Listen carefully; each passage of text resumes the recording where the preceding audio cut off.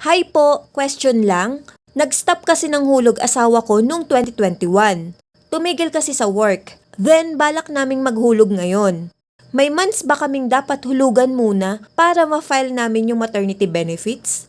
Manganganak kasi siya June or July 2024. Hi Beb! For today's video, sasagutin natin yung question ni Sir Christopher Angelo.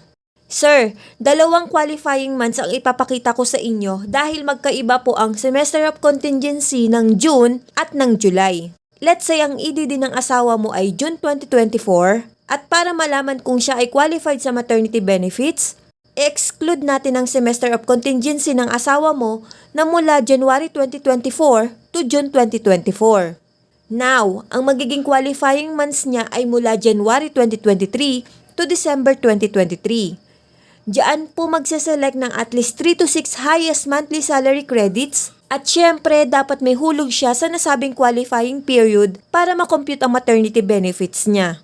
If ever na July 2024 naman ang EDD ng asawa mo, ang semester of contingency niya ay mula April 2024 to September 2024.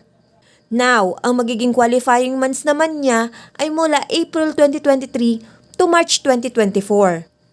Dito po magsiselect ng at least 3 to 6 highest monthly salary credits at syempre, may hulog din sa nasabing qualifying period para makompute ang maternity benefits.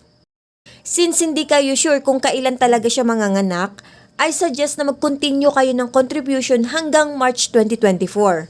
At kung kaya nyo ng 2,800 per month, mas okay po. Sana'y nasagot ko ang inyong katanungan. Thank you and God bless. Follow for more!